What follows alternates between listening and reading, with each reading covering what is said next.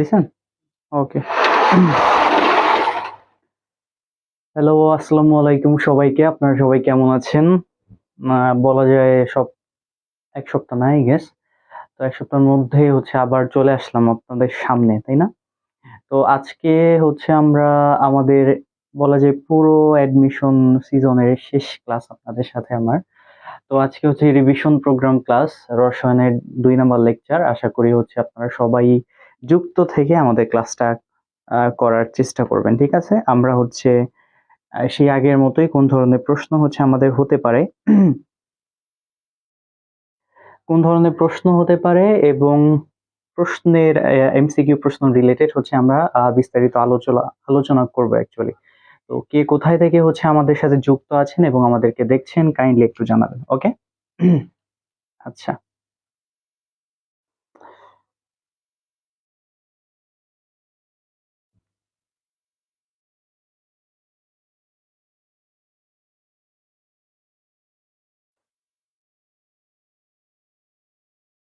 লাইভটা খুঁজে পেতে আমার একটু স্ট্রাগল হচ্ছে।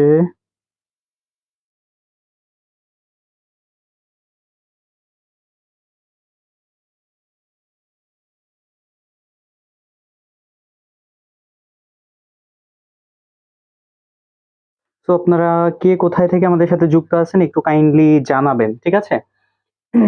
আপনাদের ২-১টা কমেন্ট দেখার পরে কিন্তু আমরা আমাদের মূল ক্লাসে প্রবেশ করব। ওকে? আচ্ছা। ইতিমধ্যে আমাদের সাথে আছে মিলন মাহমুদ, সাবরিন আক্তার মিম, এবং আরো অনেকে আছেন। আপনাদের আমি রেসপন্স পাচ্ছি না। তো আপনারা একটু কাইন্ডলি জানাবেন আপনারা আমাকে শুনতে পাচ্ছেন কিনা। ঠিক আছে? আর পিছনে আমাদের বোর্ড আছে, বোর্ডটা দেখা যাচ্ছে কিনা এবং প্রশ্ন বুঝতে পারছেন কিনা।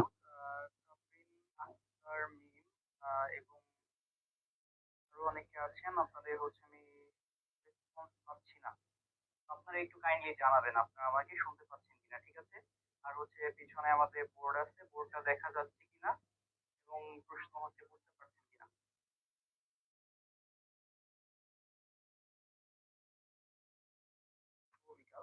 Good afternoon.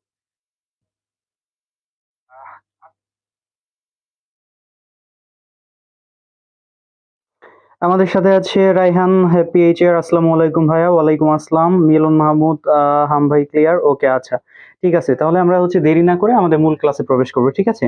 তাহলে দেখেন প্রশ্ন নাম্বার 1 ল্যাবরেটরিতে কখন নিরাপত্তা চশমা ব্যবহার করা আবশ্যক? খুব দ্রুত করে টাইপ করে ফেলবেন। ঠিক আছে? অ্যান্সার গুলো। তো আমরা অ্যান্সারের সাথে আরো অনেক বিষয় নিয়ে ডিসকাস করব, তো যে অ্যান্সারের আশেপাশে পসিবলি কোন টপিক থেকে প্রশ্ন আসতে পারে, কি ধরনের টাইপ হতে পারে, এগুলো নিয়ে আলোচনা করব। এজন্য আপনাদের অ্যান্সারটা খুব দ্রুত আমি এক্সপেক্ট করতেছি। ওকে?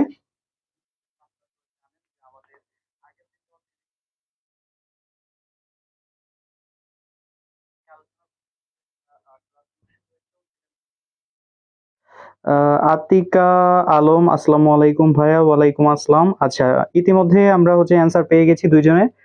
সাইমা সিনথি বলেছেন সি। আচ্ছা, রিয়ামণি বলছেন অপশন সি, রাসায়নিক পদার্থ উদ্বায়ী হলে। তাহলে ল্যাবরেটরিতে কখন নিরাপত্তা চশমা ব্যবহার করা আবশ্যক? তাহলে রাসায়নিক পদার্থ উদ্বায়ী হলে। ওকে।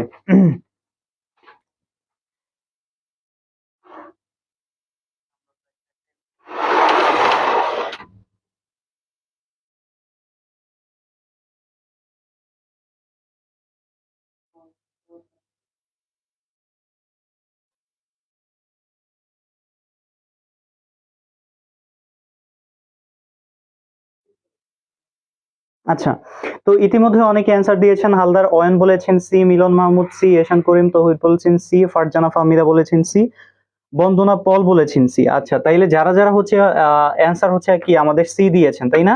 তাদের অ্যান্সার ঠিক আছে।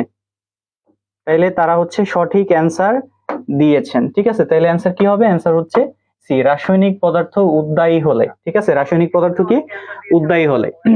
আচ্ছা, তো আমরা দেরি না করে দ্বিতীয় প্রশ্ন চলে যাব, কারণ এগুলো খুব বেসিক। রসায়ন পরীক্ষাগারে কোন ধরনের গ্লাভস ব্যবহার করা হয়? দ্বিতীয় প্রশ্ন, রসায়ন পরীক্ষাগারে কোন ধরনের গ্লাভস ব্যবহার করা হয়? এখন দেখেন, গ্লাভসের কিন্তু অনেক ধরনের প্রকারভেদ আছে। আপনারা যদি হাজারি নাকসারের বই পড়ে থাকেন তখন সেখানে কি আমাদের ল্যাবরেটরি নিরাপদ ব্যবহার তাই না? সেখানে হচ্ছে বিভিন্ন ধরনের গ্লাভস আছে আমাদের, পিভিসি গ্লাভস, তারপরে হচ্ছে পলি নাইট্রাইল গ্লাস, তারপর সিনথেটিক গ্লাভস। তাহলে হচ্ছে এখন এখানে বলছে যে আমরা যখন রসায়ন পরীক্ষাগারে অথবা ল্যাবরেটরিতে কাজ করি তখন হচ্ছে কোন ধরনের গ্লাভস ব্যবহার করা হয়। তাহলে অপশনে কি আছে? Synthetic, cotton, plastic, nitrile. তাহলে কোনটা হবে এটা একটু কাইন্ডলি আমাকে জানান, ঠিক আছে?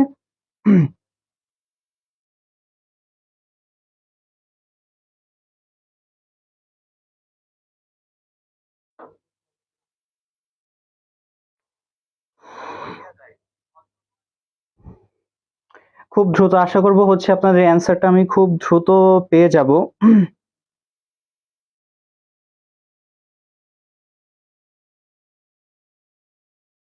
ইতিমধ্যে অনেকের অ্যান্সার পেয়েছি।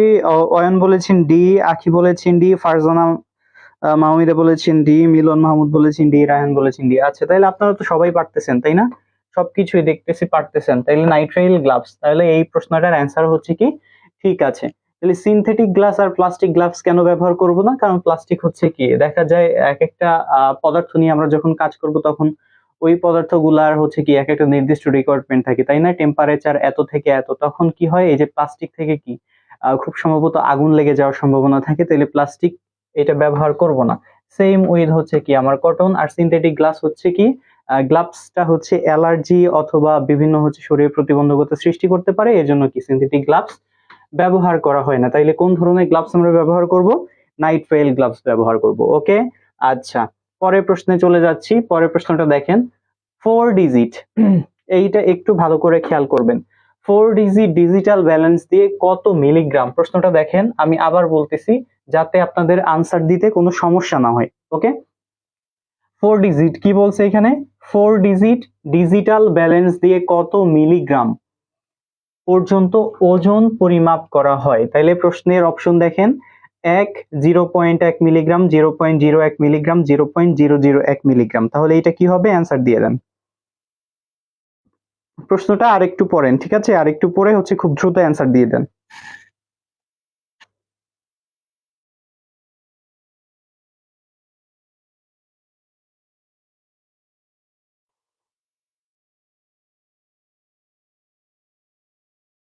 আচ্ছা, তাহলে হাওলাদার অয়ন বলেছেন ডি, মোসাম্মদ আখি আলম বলেছেন ডি। আপনারা কি হচ্ছে 3-এর ডি বলতেছেন নাকি 2-এর ডি বলতেছেন? যখন হচ্ছে অ্যান্সার গুলা দিবেন তখন হচ্ছে আমাদের এই যে নাম্বার গুলা মেনশন করে দিবেন, ঠিক আছে? তাহলে সেক্ষেত্রে আমার ক্ষেত্রে বুঝতে সুবিধা হবে। তাহলে অয়ন বলেছেন ডি, তাহলে 3-এর ডি সম্ভবত। আখি বলেছেন 3-এর ডি। আচ্ছা, বন্দনা পল বলেছেন 3-এর ডি, রায়হান হ্যাপি বলেছেন 3-এর ডি। এই যে দেখেন, আমি কিন্তু আপনাদেরকে কি কি করে দিলাম, আপনাদেরকে কারেকশন করে দিলাম, এরপরেও হচ্ছে কি স্যার আপনারা সবাই ভুল করছেন। যে 4 ডিজিট, 4 ডিজিট ডিজিটাল ব্যালেন্স দিয়ে কত মিলিগ্রাম পর্যন্ত, কি বলছে? কত মিলিগ্রাম। তাহলে এখানে কি গ্রাম আর মিলিগ্রামের সম্পর্কটা বা অনুপাতটা হচ্ছে কি আমাদের বুঝতে হবে, ঠিক আছে? তাহলে গ্রাম আর কি মিলিগ্রাম, তাহলে যখন হচ্ছে কি আমরা, আপনারা পড়ছেন না যে 0.0001 গ্রাম পর্যন্ত পরিমাপ করা যায়, তাহলে সেইটাকে যদি হচ্ছে কি আমরা মিলিগ্রামে কনভার্ট করি তখন সেইটা কত হবে? 0.1 mg। তখন সেটা কত হবে? 0.1 mg। তাহলে 4 ডিজিট ডিজিটাল ব্যালেন্স দিয়ে কত মিলিগ্রাম পর্যন্ত ওজন পরিমাপ করা যায়? তাহলে অ্যান্সার কি হবে স্যার? অ্যান্সার হবে খ, যে 0. অ্যান্সার হবে কোনটা? খ। এই দেখেন খ, 0. কত 1 মিলিগ্রাম। তাহলে 0.1 মিলিগ্রাম। যদি আমাদের প্রশ্ন থাকতো এখানে যে মিলিগ্রাম না থেকে যদি থাকতো গ্রাম, তখন হয়তো কি আমাদের অপশন ডি। আশা করি হচ্ছে সবাই বুঝতে পারছেন যে কনফিউশনটা কোথায় ছিল, ঠিক আছে? আসিফ আফ্রিদি বলেছেন হ্যাঁ 3-এর বি। আসিফের অ্যান্সার ঠিক আছে। আর বাদ বাকি হচ্ছে আপনারা যারা ডি বলেছেন, এই দেখেন আমি কিন্তু শুরুতেই প্রশ্নর গোল দাগ দিয়ে দিছি যে কোন জায়গায় ঝামেলা হইতে পারে, সেইখানেই আপনারা আবার ঝামেলা করছেন। আচ্ছা, যাই হোক, তাইলে এই ঝামেলাগুলা বা এই কনফিউশন গুলা যেন আমাদের এক্সামের টাইমে কি না হয়। তাহলে 4 ডিজিট ডিজিটাল ব্যালেন্স দিয়ে কত মিলিগ্রাম পর্যন্ত ওজন পরিমাপ করা যাবে? কত মিলিগ্রাম? 0.1 মিলিগ্রাম। আর যখন হচ্ছে আমরা বলতেছি গ্রাম, তখন হবে কত? 0.00 গ্রাম পর্যন্ত। ঠিক আছে, তাহলে এই 4 ডিজিট ব্যালেন্সকে হচ্ছে আপনার কল্পনা করা হয় কার সাথে, মানে তুলনা করা হয়, তুলনা করা হয় হচ্ছে কি পলবুঙ্গি ব্যালেন্সের সাথে। ঠিক আছে, কোন ব্যালেন্সের সাথে? পলবুঙ্গি ব্যালেন্সের সাথে। তাহলে এই 4 ডিজিট ব্যালেন্স দ্বারা যতটুকু পরিমাণ পরিমাপ করা যাবে, তাহলে পলবুঙ্গি ব্যালেন্স দ্বারাও কি ততটুকু পরিমাপ কি পরিমাণ করা যাবে। ঠিক আছে, আচ্ছা ততটুকু অ্যাকচুয়ালি ওজন পরিমাপ করা যাবে। তাহলে এইটা হচ্ছে কি গেল ব্যালেন্স। আবার দেখেন 2 ডিজিট ব্যালেন্সের সাথে কার সম্পর্ক আছে? সার্টোরিয়াস ব্যালেন্সের ক্ষেত্রে। তাহলে 2 ডিজিট ব্যালেন্স দ্বারা আমরা কতটুকু পরিমাপ করতে পারি? দশমিকের পর 2 ঘর পর্যন্ত, অর্থাৎ 0.01 গ্রাম পর্যন্ত। তাহলে এখানে এককটা দেখবেন গ্রাম নাকি মিলিগ্রাম। ওকে, আচ্ছা পরবর্তী প্রশ্নে চলে যাচ্ছি। কোনটি কখনো আয়তনমিতিক গ্লাস যন্ত্রপাতিতে ব্যবহার করা যাবে না? কোনটি কখনো আয়তনমিতিক গ্লাস যন্ত্রপাতিতে ব্যবহার করা যাবে না? তাহলে দেখেন এখানে কি কি আছে? Nitric acid, hydrochloric acid, potassium ডাইক্রোমেটের সাথে কি হচ্ছে কি সালফিউরিক অ্যাসিড, তাই না? এরপরে হচ্ছে কি হাইড্রোজেন ফ্লোরাইড আছে, এরপরে হচ্ছে কি আমাদের কি আছে 6m সালফিউরিক অ্যাসিড আছে। তাহলে এখানে অ্যান্সারটা কোনটা হবে ভালো করে দেখবেন। ঠিক আছে,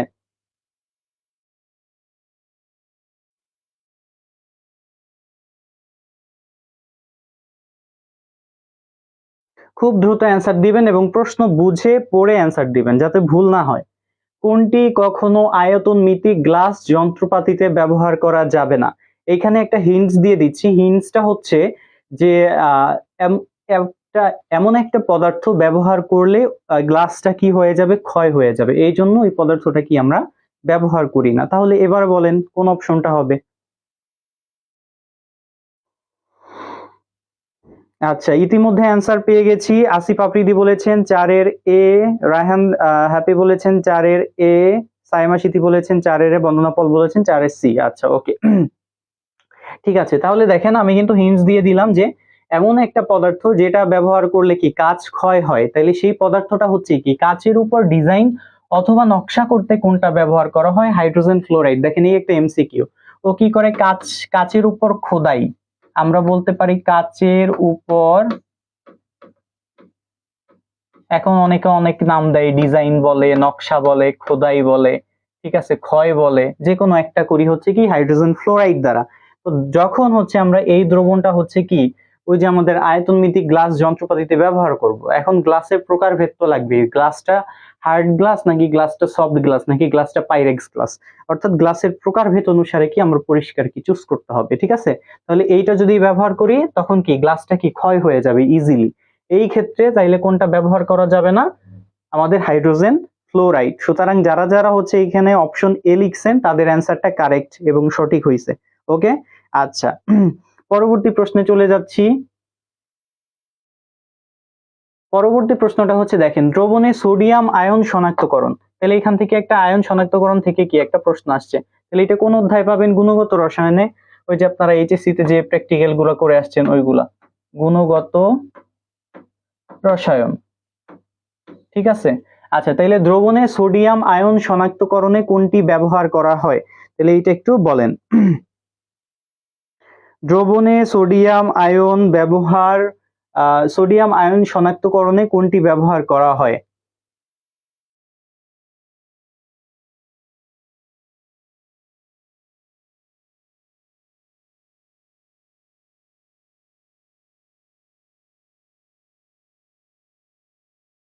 খুব ভালো করে হচ্ছে প্রশ্ন আগে দেখবেন এরপরে বলবেন, ঠিক আছে কোনটা হবে।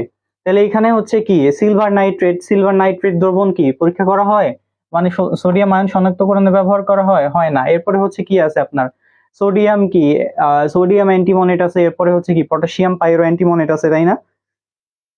তাইলে এইগুলার মধ্যে হচ্ছে আমার কোনটা, তারপরে হচ্ছে অ্যামোনিয়াম কি ওখানে অক্সালেট আছে, তাইলে এইগুলার মধ্যে হচ্ছে কোনটা ব্যবহার করা হয় সোডিয়াম আয়ন শনাক্তকরণে? তাহলে দেখেন হচ্ছে এইটা, এগুলো ভালো করে দেখে নেবেন। তাহলে এটা হচ্ছে কি পটাশিয়াম পাইরো অ্যান্টিমনেট। ঠিক আছে, পাইরো অ্যান্টিমনেট, পটাশিয়াম পাইরো। এখন পাইরো মানে কি হচ্ছে যে কোনো আহ আপনার কি বলতে পারি আমরা অক্সাইড। ঠিক আছে, অক্সাইড, দুইটা অক্সাইডের হচ্ছে কি মিশ্রণকে বলা হয় কি পাইরো।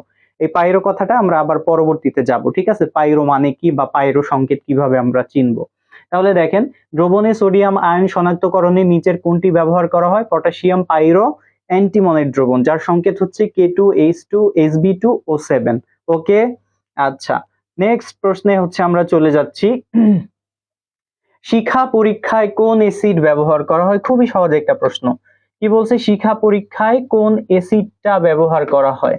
ঠিক আছে, এটা কিন্তু খদাগে আসছে, জারণ শিখা নাকি বিজারণ শিখায় সে কাজ করে, বা কেন ব্যবহার করা হয়? শিখা পরীক্ষায় সালফিউরিক ব্যবহার করা হয়, নাকি হাইড্রোক্লোরিক ব্যবহার করা হয়, নাকি নাইট্রিক অ্যাসিড ব্যবহার করা হয়, নাকি ফসফরিক অ্যাসিড ব্যবহার করা হয়? তাহলে খুব দ্রুত বলে ফেলেন যে আমার হচ্ছে ছয়ের কোন অপশনটা হবে? এ হবে, না বি হবে, না সি হবে, না ডি হবে? দ্রুত, এটা তো আশা করি সবাই পারবেন, খুব সহজ একটা প্রশ্ন।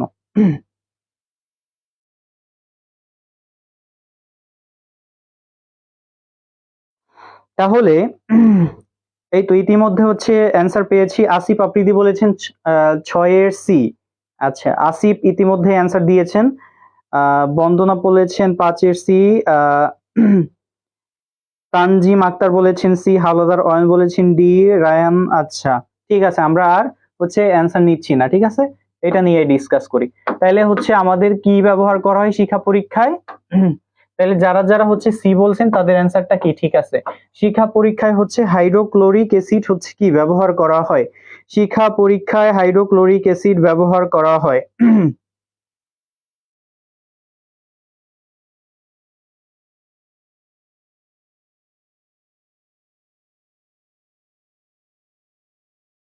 আচ্ছা, তাহলে কি আমরা বললাম, তাহলে শিখা পরীক্ষায় কোনটা ব্যবহার করা হয়? দেখেন, অনেকে এখানে বলছেন নাইট্রিক অ্যাসিড, অনেকে আবার কি বলছেন ফসফরিক অ্যাসিড।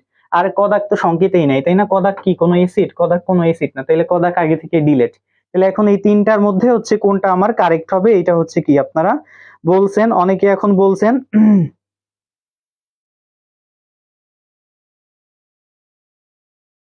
এখন অনেকে বলছেন হচ্ছে হাইড্রোক্লোরিক অ্যাসিড, অনেকে বলছেন কি নাইট্রিক অ্যাসিড। তাহলে কেন হচ্ছে কি আমাদের হাইড্রোক্লোরিক অ্যাসিডটা হচ্ছে কি হবে, আর কেন হচ্ছে আমাদের নাইট্রিক অ্যাসিডটা হবে না, সেটা হচ্ছে কি আমরা এখন দেখব। আচ্ছা,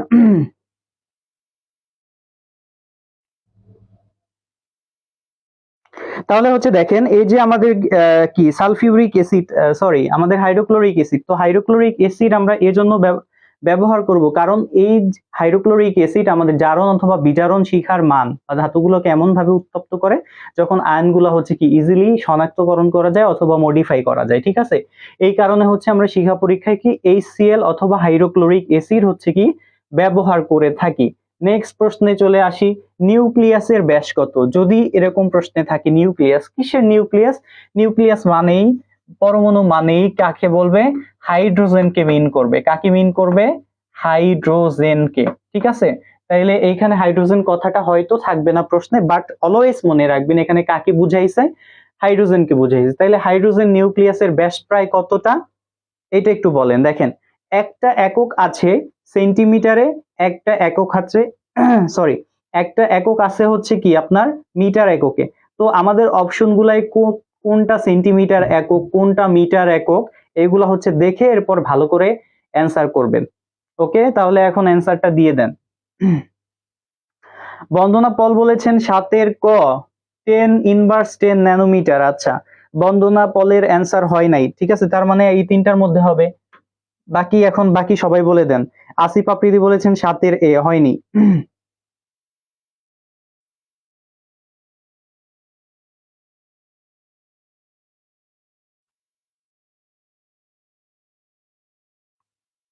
খুব দ্রুত হচ্ছে বলে ফেলেন।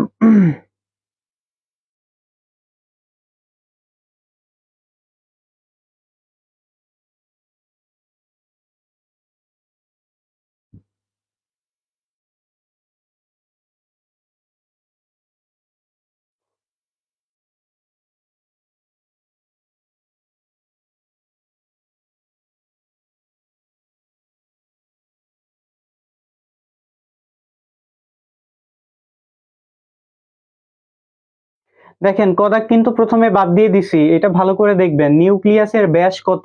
10⁻10 nanometre, 10⁻15 metre, 10⁻16 centimetre, 10⁻15 centimetre.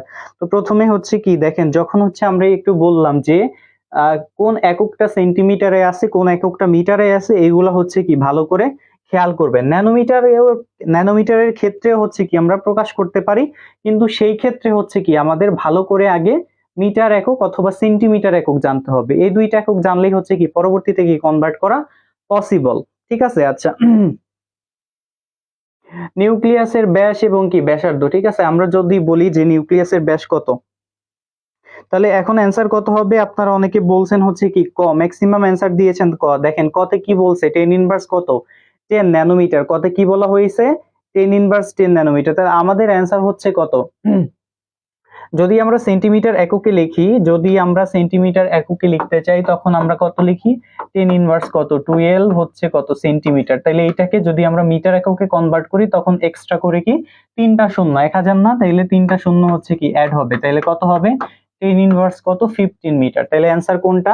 10 inverse 15 metre, খ দাগ। ঠিক আছে, অ্যান্সার কোনটা? খ দাগ। ওকে, পরবর্তী আমরা প্রশ্নে চলে যাব। আশা করি হচ্ছে এটা বুঝতে পেরেছেন। ক্লোরিনের ইলেকট্রন বিন্যাস কতটা বা কোনটা? এটা তো সবাই পারবেন আশা করি, খুব দ্রুত অ্যান্সার দিয়ে দেন। ক্লোরিনের ইলেকট্রন বিন্যাস কত? ক, খ, গ, ঘ।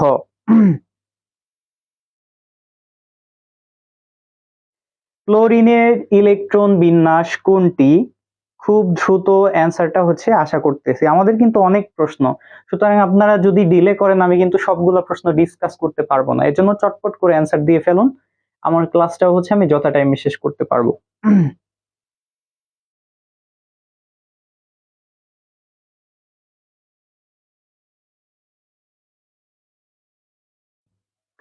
বন্দনা পল বলেছেন 8-এর এ।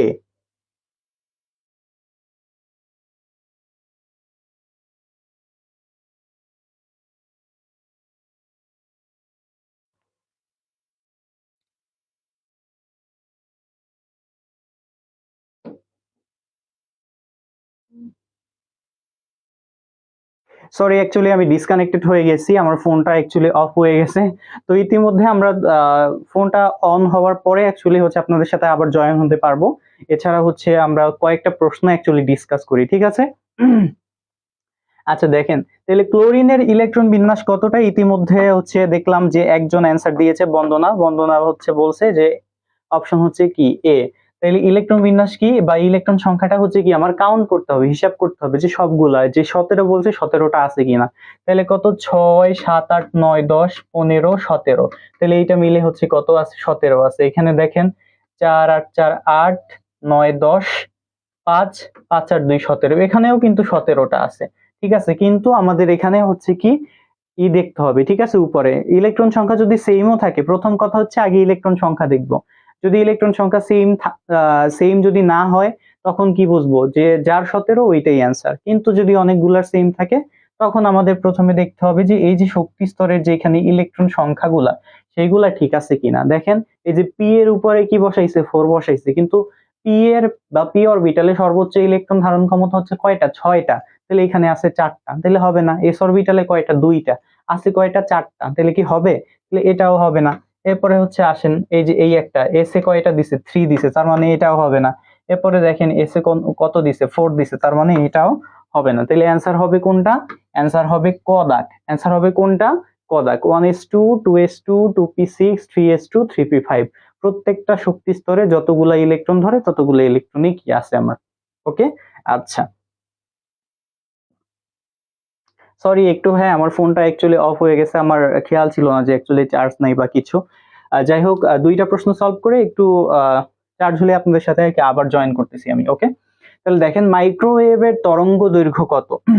এই যে আমি আমি যখন গুণগত রসায়ন প্রশ্ন পড়াইছি, আমি কিন্তু তখন বলছি যে একটা গুরুত্বপূর্ণ পয়েন্ট হচ্ছে এখান থেকে, একটা গুরুত্বপূর্ণ প্রশ্নের পয়েন্ট হচ্ছে রশ্মি। ঠিক আছে,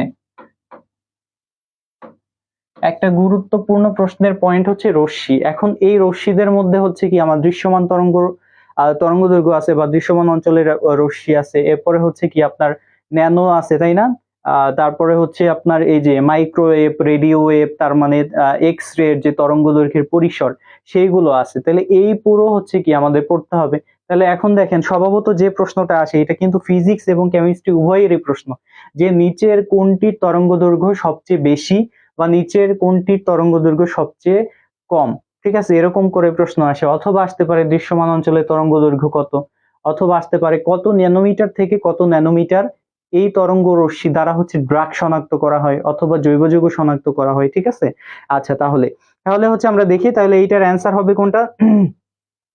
এটার অ্যান্সার হবে হচ্ছে আমাদের কত, 10 ইনভার্স কত, 5 মিটার। ঠিক আছে, 10 ইনভার্স কত, 5 মিটার। এটা হচ্ছে কি মাইক্রোওয়েভের তরঙ্গ দৈর্ঘ্য।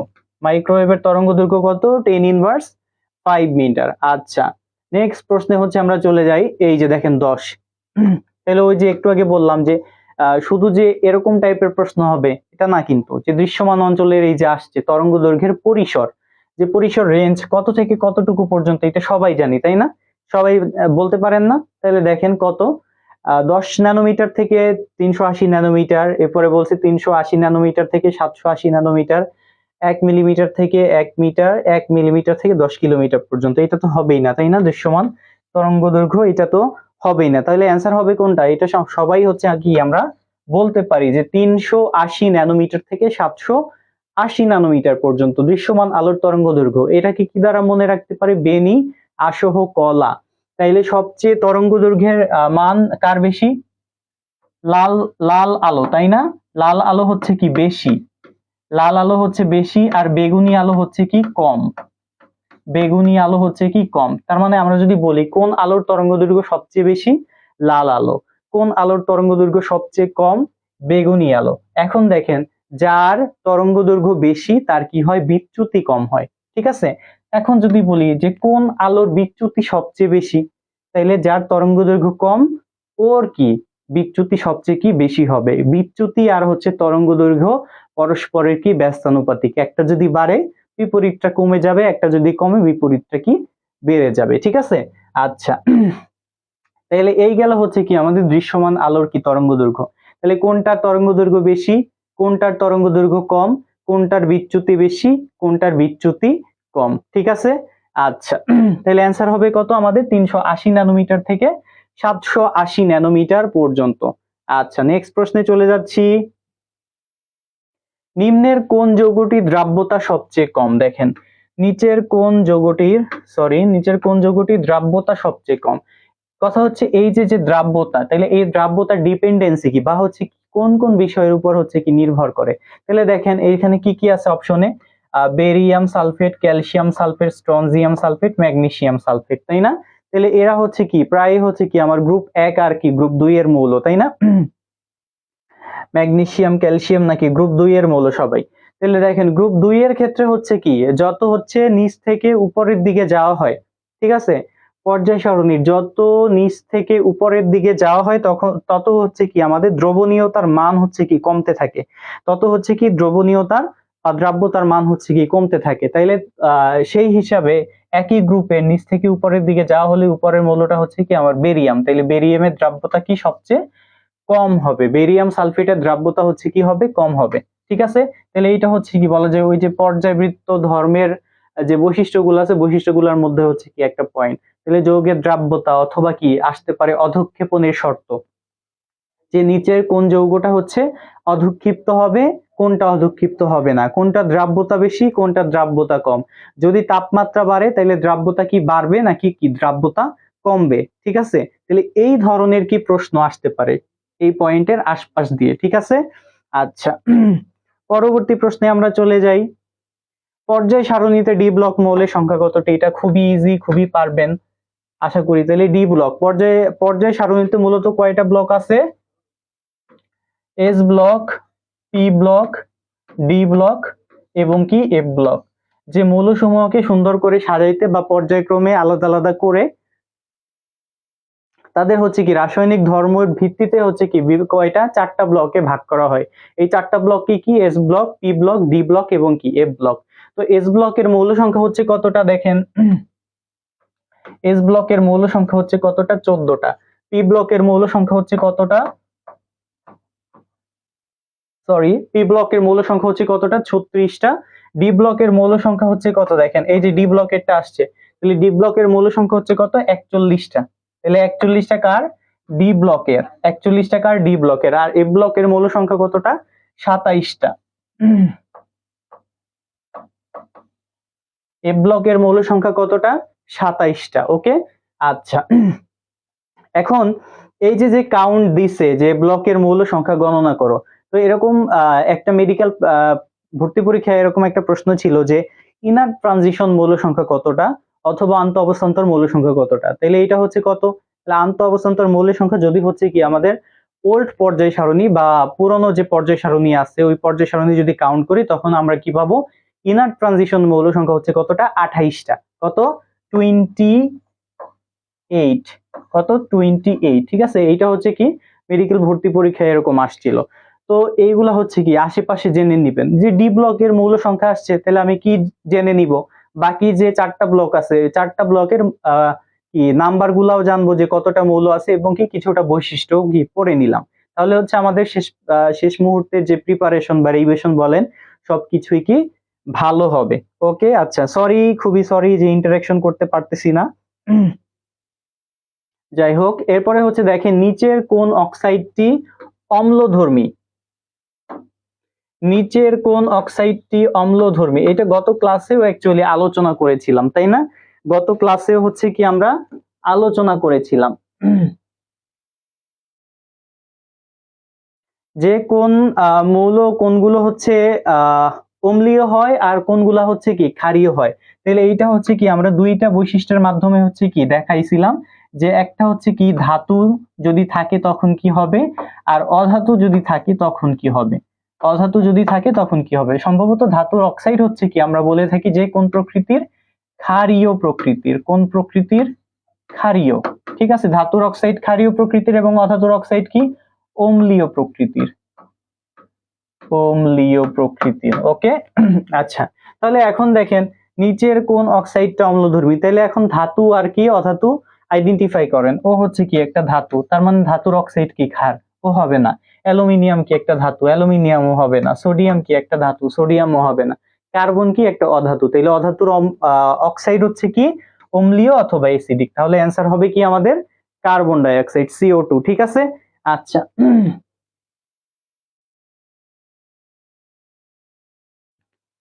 ওকে, এরপরে হচ্ছে দেখেন এরপরে আমরা পরবর্তী প্রশ্নে চলে যাচ্ছি কোনটির কেলাস? এই কেলাস মানে কিন্তু এই যে কর্নিয়ার ক্লাসরুম না বা হচ্ছে অনলাইন ক্লাস না, ঠিক আছে? এই কেলাস মানে হচ্ছে কি বিক্রিয়া গঠনের পর হচ্ছে কি আমার একটা যৌগের হচ্ছে কি একটা গঠন, যদি আমরা বলি যৌগের একটা গঠনের নাম হচ্ছে কি কেলাস। ঠিক আছে, আচ্ছা। আবার জয়েন হতে পেরেছি, এখন হচ্ছে আপনারা হচ্ছে কমেন্ট করেন। ওকে,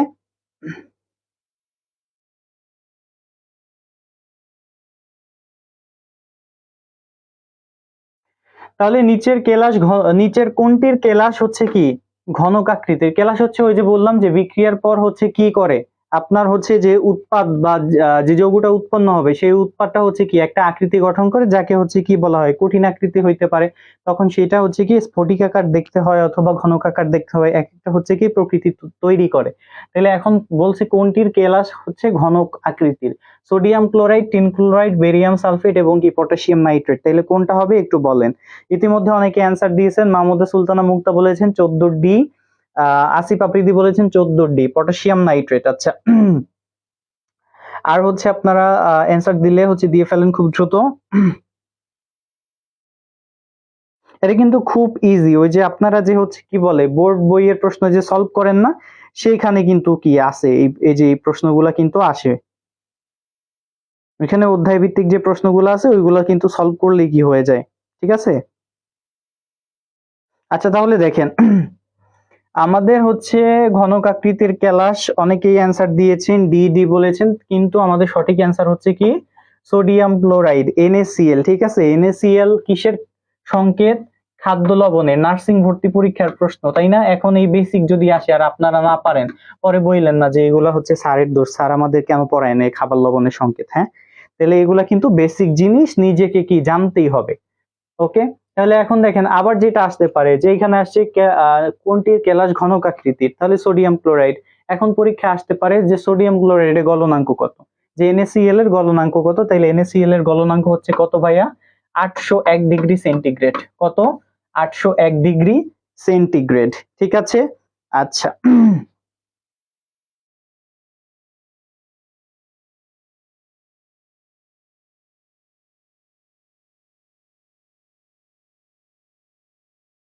পরবর্তী প্রশ্নে কি আমরা চলে যাচ্ছি? ওকে,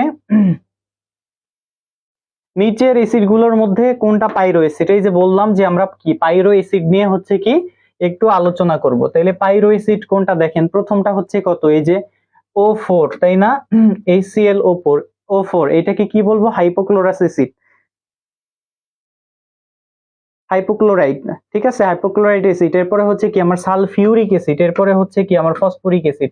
তাহলে এইগুলা হচ্ছে কি কিছু অ্যাসিড আছে, আমি জানি না আপনারা পড়ছেন কিনা বা শিখছেন কিনা, যে অ্যাসিড গুলার হচ্ছে কি আমরা জারণ বা জারণ মানের উপর হচ্ছে যে আমরা ভিত্তি করে হচ্ছে কি এদের কি নামকরণ করে থাকি, ঠিক আছে। ইক প্রত্যয় যোগে সালফিউরিক হয়, তারপরে হচ্ছে কিছু হয় সালফিউরাস অ্যাসিড। তাহলে এইটার মান হচ্ছে ডিপেন্ড করে হচ্ছে কি আমার যে কেন্দ্রীয় পরমাণুর জারণ সংখ্যার উপর, ঠিক আছে, বা হচ্ছে অক্সাইডের জারণ সংখ্যার উপর। যেমন হচ্ছে মনে করেন আমাদের হচ্ছে কি আছে এখানে কত সালফিউরিক অ্যাসিড আছে, ঠিক আছে, H2SO4।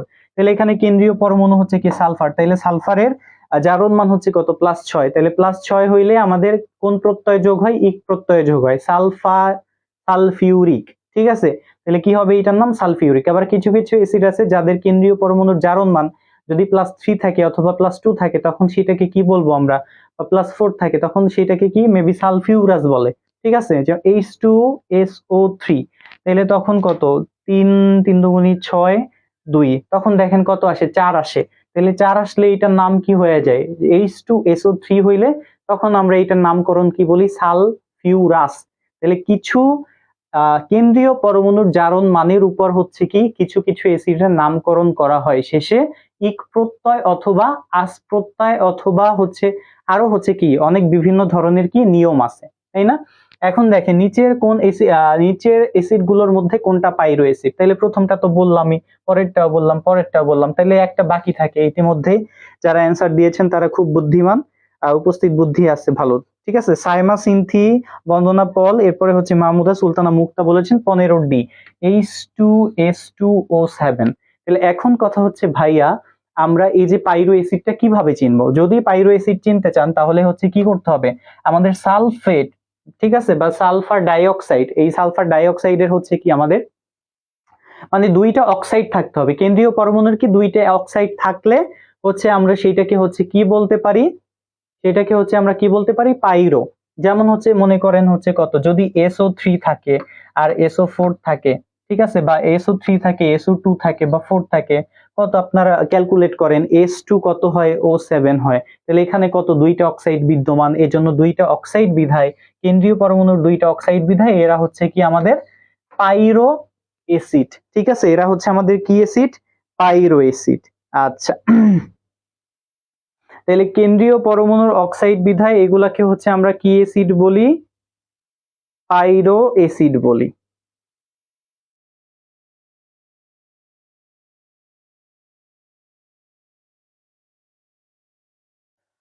তাহলে এখানে হচ্ছে কি আমাদের সালফারের দুইটা অক্সিজেন পরমাণু আছে, এই জন্য এদেরকে কি বলতেছি? পাইরো অ্যাসিড বলতেছি। নেক্সট প্রশ্নে হচ্ছে কি আমরা চলে আসি, তাই না?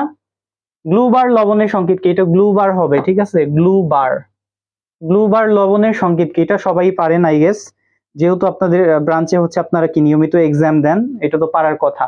তাহলে এখানে কি আছে? জিঙ্ক কার্বনেট, ডলোমাইট, তারপরে হচ্ছে কি আছে? সোডিয়াম সালফেটের সাথে 10 অণু পানি, অ্যালুমিনিয়ামের সাথে কত? 2 অণু পানি। তাহলে কোনটা হবে? খুব দ্রুত হচ্ছে কি বলে ফেলান।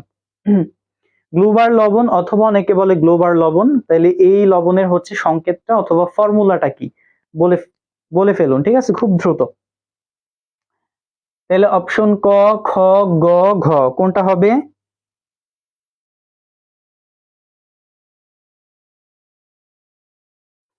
সাইমা সিনথি বলেছেন 16D। আচ্ছা, ইতিমধ্যে একটা অ্যান্সার পেয়েছি। আরো হচ্ছে বাদবাকি আপনারা যারা আমাদের সাথে যুক্ত আছেন তারা প্রশ্নের অ্যান্সারটা দিয়ে ফেলান, ঠিক আছে।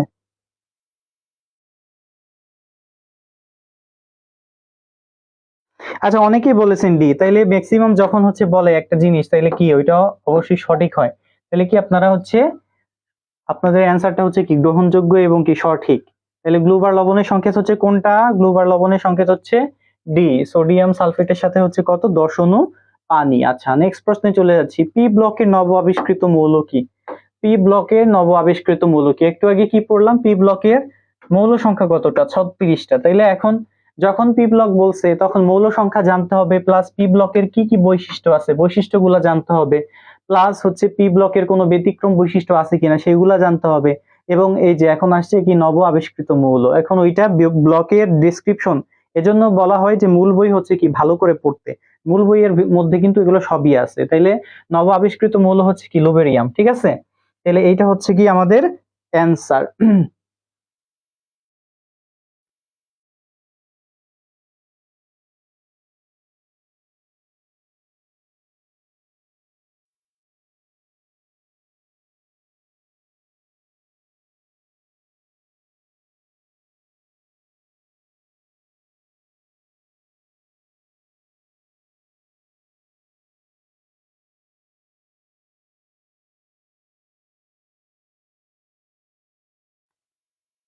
তাহলে লুবোরিয়াম অথবা লিবোরিয়াম যাই হোক যেটা বলেন না কেন আপনারা, 17C 17C 17C। আচ্ছা অনেকেই বলেছেন 17C। নেক্সট প্রশ্নে চলে যাচ্ছি, রেডন, রেডন গ্যাস আবিষ্কৃত হয় কত সালে? এটা খুব সিম্পল একটা প্রশ্ন, আপনাদের টেস্টেও আসছে, আমি দেখছি যখন হচ্ছে আপনাদের কি কোচিং এ প্রশ্ন হয় তখন দেখি যে এটাও আসছে।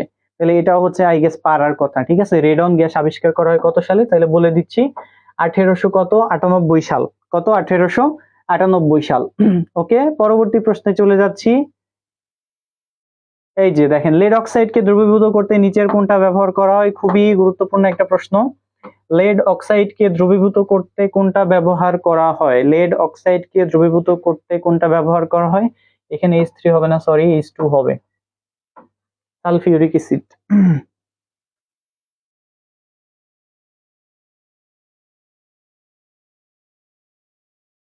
18 লেড অক্সাইডকে দ্রবীভূত করতে নিচের কোনটি ব্যবহার করা যাবে? আচ্ছা তাহলে আমরা দেরি না করে হচ্ছে কি শুরু করে দিই, ঠিক আছে, মানে আমরাই বলে দিচ্ছি। তাহলে অ্যান্সারটা হবে কি হচ্ছে আমাদের সালফিউরিক অ্যাসিড। আমাদের কোন অ্যান্সারটা হবে? Sulphuric acid, H2SO4। এটা হচ্ছে কি লেড অক্সাইডকে দ্রবীভূত করতে হচ্ছে কি সাহায্য করে। ওকে তাইলে আমাদের পরবর্তীতে তাইলে কি উৎপন্ন হবে? ওই যে আমাদের কি লেড সালফেটের সাথে কি এটা একটা প্রতিস্থাপন বিক্রিয়া, তাই না? তাহলে প্রতিস্থাপিত হয়ে কি উৎপন্ন করবে? সে লেড সালফেট উৎপন্ন করবে, আর কি উৎপন্ন হবে? পানি উৎপন্ন হবে, তাই না? আচ্ছা নেক্সট প্রশ্নে চলে যাই,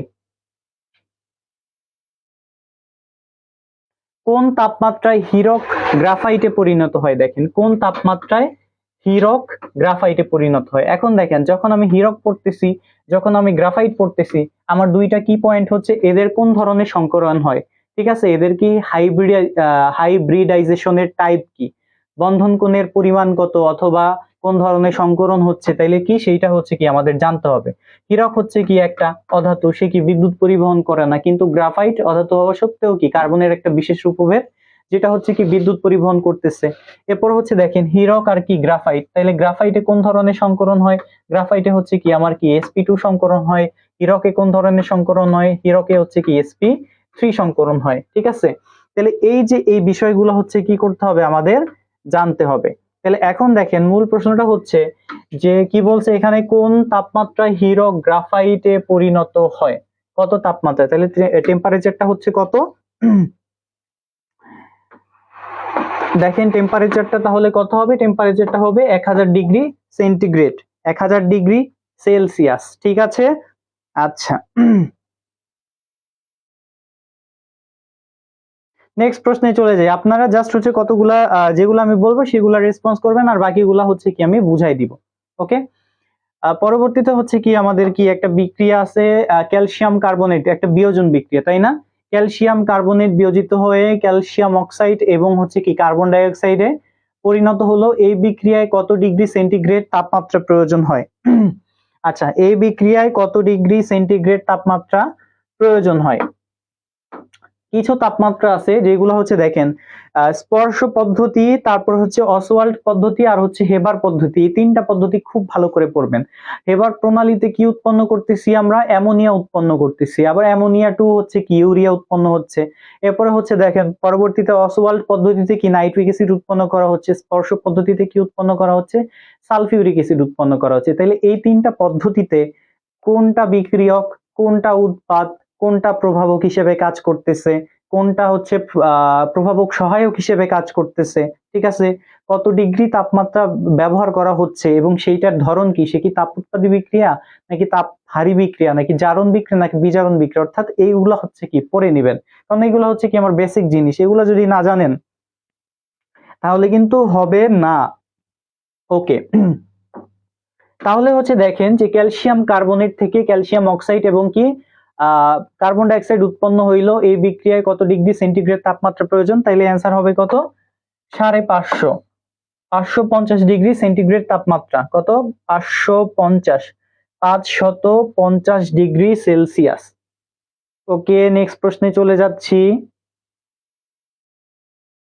অক্সিজেনের পরমাণুকরণ তাপ কত? এটা হচ্ছে ওই যে রাসায়নিক পরিবর্তন 4 অধ্যায়ের প্রশ্ন।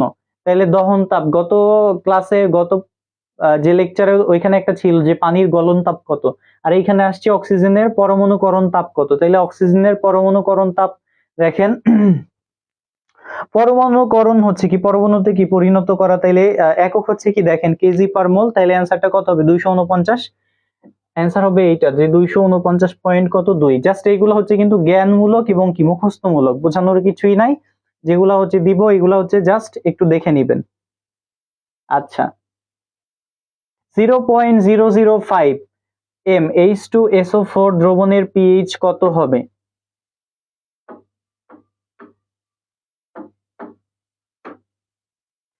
এইটা আশা করি পারার কথা, কারণ এই যে এখানে কত, এটাকে হচ্ছে আমাদের কি সর্বপ্রথম বিয়োজিত করতে হবে। যে H2SO4 থেকে হচ্ছে কি আমরা কি পাচ্ছি? H2SO4, তাহলে কত 2H প্লাস প্লাস হচ্ছে কি আমাদের সালফেট আয়ন তৈরি হচ্ছে, তাই না? তাহলে এখানে হচ্ছে কত ঘনমাত্রা? 0.005। তাহলে 2 গুণ 0.005, তাহলে অ্যান্সার কত হবে? এই যে এটা থেকে হচ্ছে আমরা কি পাবো? 0.01 পাবো, তাই না? তাহলে 0.01 পাইলে আমাদের হচ্ছে কি পিএইচ এর ভ্যালু হচ্ছে কত হবে? বলে ফেলেন খুব জলদি।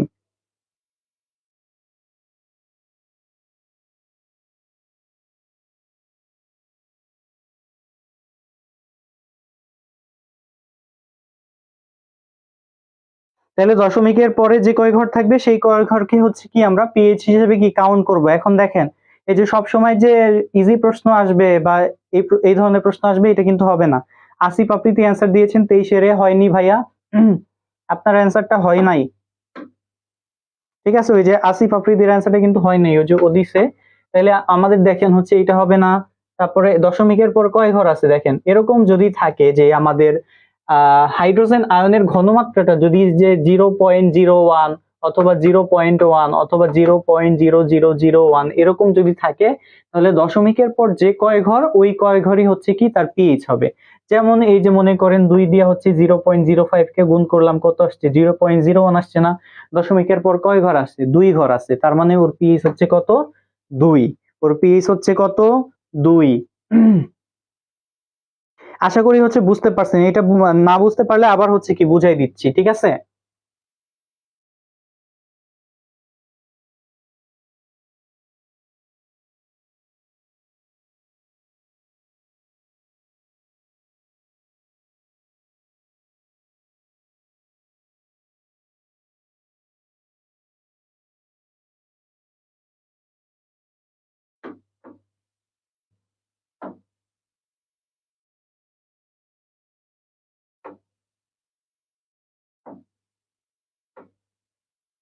আচ্ছা, একটু আগে কি বললাম দেখেন, বোর্ডটা হচ্ছে দেখতে পাচ্ছেন কিনা একটু কাইন্ডলি জানান তো।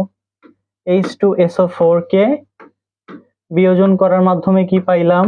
2H প্লাস আর হচ্ছে কত SO4 2 মাইনাস।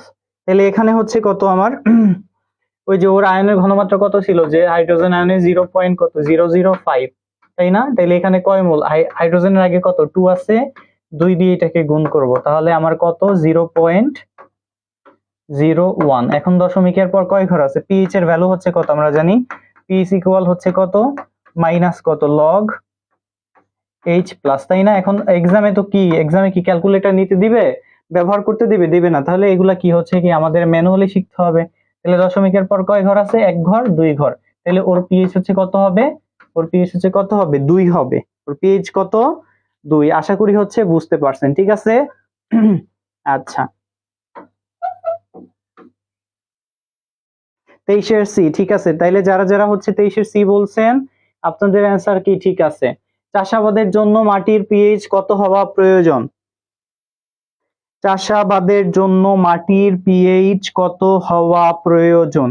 দেখেন এইটা হচ্ছে ইজি, ইজি বলতে জ্ঞানমূলক প্রশ্ন, এখন অনেকে পড়ে, যারা পড়ছেন তাদের জন্য তো ইজি, আর যারা পড়ে নাই তাদের জন্য কঠিন। আচ্ছা তাহলে এই প্রশ্নগুলো আমাদের অতটা ডিসকাস করার দরকার নেই, এগুলো জাস্ট হচ্ছে কি আমরা অ্যান্সার বলে দিচ্ছি, ঠিক আছে? তাহলে চাষাবাদের জন্য মাটির পিএইচ কত হওয়া প্রয়োজন, 7 থেকে 8। তার মানে কি সামান্য হচ্ছে কি ক্ষারীয়, তাই না? সামান্য ক্ষারীয় প্রকৃতির মাটিতে হচ্ছে কি ফসল কি ভালো হয়। ওকে, পরবর্তী প্রশ্ন, মানবদেহে রক্তের জন্য রক্তের কোন বাফারটি কি পিএইচ নিয়ন্ত্রণ করে না, কোন বাফারটি পিএইচ নিয়ন্ত্রণ করে না? তার মানে মানবদেহে রক্তের ওই যে কয় ধরনের বাফার আছে, 3 ধরনের বাফার আছে। কি কি বাফার, বাইকার্বনেট বাফার, এরপরে হচ্ছে কি আছে আমার ফসফেট বাফার, আর হচ্ছে কি আমার বাইকার্বনেট বাফার, ফসফেট বাফার, আর কি প্রোটিন বাফার। এই 3টা বাফার হচ্ছে কি বিদ্যমান, তাই না? তাইলে ইতিমধ্যে হচ্ছে কি বন্দনা, আচ্ছা ওরা 24 দাগের অ্যান্সার দিছে। তাইলে এইটা দেখেন, মানবদেহে রক্তে কয় ধরনের বাফার পিএইচ নিয়ন্ত্রণ করে, 3 ধরনের বাফার। কোন কোন buffer, phosphate buffer, bicarbonate buffer, protein buffer. তাইলে কোনটা করে না, এখন প্রশ্ন হচ্ছে কি না না কোনটা করে না, তাহলে কোনটা, এসিটেট বাফার। তাহলে সঠিক অ্যান্সার হচ্ছে কোনটা, এসিটেট বাফার পিএইচ নিয়ন্ত্রণ করবে না। তাহলে মাহমুদা সুলতানা মুক্তা বলেছেন 25-এর গ, আপনার অ্যান্সার হয়েছে স্যার কারেক্ট। এখন দেখেন পেপটাইড বন্ধন কোনটি, প্রশ্নটা একটু ঘোরাই করছে যে তাহলে কথা হচ্ছে পেপটাইড বন্ধন কোথায় পাওয়া যায়, প্রোটিনে, প্রোটিনে পেপটাইড বন্ধন কোথায় পাওয়া যায়, প্রোটিনে পাওয়া যায়। এখন প্রোটিনের এই যে পেপটাইড বন্ধন, তাহলে পেপটাইড বন্ধন যদি আপনি বুঝতে চান আপনাকে কি করতে হবে, পেপটাইড বন্ধন যদি বুঝতে চান আপনাকে কি করতে হবে, তাহলে ওই যে প্রোটিনের স্ট্রাকচার জানতে হবে। তাহলে প্রোটিনের যদি স্ট্রাকচার জানেন তাহলে কি আপনি পেপটাইড বন্ধন কি পেয়ে যাবেন, ওই যে আমার হচ্ছে কি অ্যামিনো অ্যাসিড আছে তাই না ওখানে, তাহলে কোনটা হবে HCNO।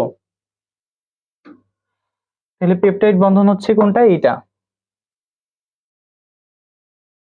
আচ্ছা সরি এটা হবে না, পেপটাইড বন্ধন খ দাগ হবে।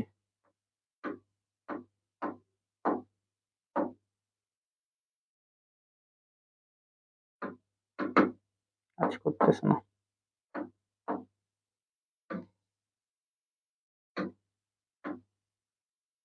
পেপটাইড বন্ধন হবে এটা।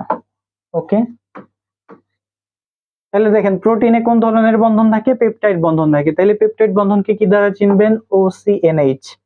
আচ্ছা নেক্সট প্রশ্নে চলে যাচ্ছি, ভিনেগার হলো, এটা সবাই পারবেন, সবাই অ্যান্সার করবেন। 27, ভিনেগার হচ্ছে কি একটু বলেন, ভিনেগার হলো কি, খুব দ্রুত, খুব দ্রুত বলবেন, খুব দ্রুত বলে ফেলবেন, ভিনেগার কোনটিকে ভিনেগার বলা হয়। ভালো করে দেখেন, 6 থেকে 10% HCOOH, 10 থেকে 16% CH3COOH, 6 থেকে 10% CH3COOH, 40% কি HCOOH। আচ্ছা এখন বলেন খুব দ্রুত,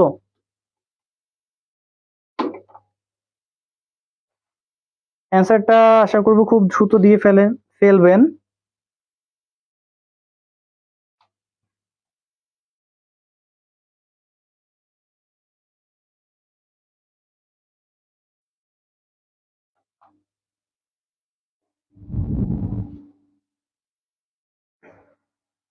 আচ্ছা সবাই অ্যান্সার দিয়ে ফেলেছে তাই না, সবাই বলছে সি সি সি সি, যখন সি চলে আসে তখনই কি অ্যান্সার সঠিক হয়ে যায়। তাহলে 6 থেকে 10% ইথানয়িক অ্যাসিডের জলীয় দ্রবণ অথবা অ্যাসিটিক অ্যাসিডের জলীয় দ্রবণকে হচ্ছে আমরা কি বলে থাকি, ভিনেগার বলি। এখন কথা হচ্ছে ভিনেগারের পিএইচ ও পড়বেন, যে ভিনেগারের পিএইচ কত, সাইট্রিক অ্যাসিডের পিএইচ কত, এগুলো হচ্ছে কি জেনে নেবেন। সাইট্রিক অ্যাসিডের পিএইচ হচ্ছে কত, 3.14, আর ভিনেগারের পিএইচ হচ্ছে কত, 4.74। ঠিক আছে, তাহলে সাথে সাথে কিন্তু এগুলা পড়ে নেবেন যে পিএইচ কত। সাইট্রিক অ্যাসিডের পিএইচ 3.14, ভিনেগারের পিএইচ 4.74। ওকে, আচ্ছা দেখেন লিখে দিচ্ছি, 4.74 পিএইচ ভিনেগারের। আর কাকে বলা হয়, এইটা বলা হয়। তাহলে ভিনেগারটা মূলত কোন অ্যাসিড, ইথানয়িক অ্যাসিড অথবা কি অ্যাসিটিক অ্যাসিড। শ্বেতসার, এটাও পড়াইছি আমি। শ্বেতসারের ইংরেজি নাম হচ্ছে কি, স্টার্চ, তাই না? STARCH, starch. আমার বানান ঠিক আছে আমি জানি না, হয়তো বা ঠিক আছে বা ঠিক নাই, যাই হোক। তাহলে শ্বেতসার কিসের পলিমার, স্টার্চ। স্টার্চের পলিমার হচ্ছে কি শ্বেতসার। তাইলে শ্বেতসারে হচ্ছে কোন ধরনের বন্ধন বিদ্যমান, আলফা ডি গ্লুকোজ। দেখেন আলফা ডি গ্লাইকোসাইডিক বন্ধন বিদ্যমান। ঠিক আছে, আলফা ডি আমরা বলি, আলফা ডি গ্লাইকোসাইডিক বন্ধন বিদ্যমান হচ্ছে কোথায়, আমাদের শ্বেতসার অথবা স্টার্চে। আর সেলুলোজে কোন ধরনের বন্ধন বিদ্যমান, বিটা ডি। ঠিক আছে, আর এইটা কি হবে, এই যে দ্বিতীয়টা হচ্ছে কি সেলুলোজ। এখন এগুলা কিন্তু পরীক্ষায় আসতে পারে। প্রোটিনে কোন ধরনের বন্ধন থাকে, শ্বেতসারে কোন ধরনের বন্ধন থাকে, সেলুলোজে কোন ধরনের কি বন্ধন থাকে। ঠিক আছে, তাইলে এই কি আমাদের এই তিনটাই হচ্ছে কি জানতে হবে। তাইলে স্টার্চে আলফা ডি, সেলুলোজে বিটা ডি, প্রোটিনে কোন ধরনের বন্ধন, পেপটাইড বন্ধন। উচ্চচাপ প্রক্রিয়ায় কত চাপে খাদ্য সংরক্ষণ করা হয়, জাস্ট আমি অ্যান্সারটা বলে দিচ্ছি। এগুলা কতটা গুরুত্বপূর্ণ প্রশ্ন না, প্রায় কত দেখেন, 480 মেগাপ্যাসকেল। ওকে, আচ্ছা পরবর্তীতে চলে আসি, মিউরেট অফ পটাশের সংকেত কোনটা, এটা আশা করি পারবেন। মিউরেট অফ পটাশ 30 এর অ্যান্সারটা খুব দ্রুত দিয়ে দেন।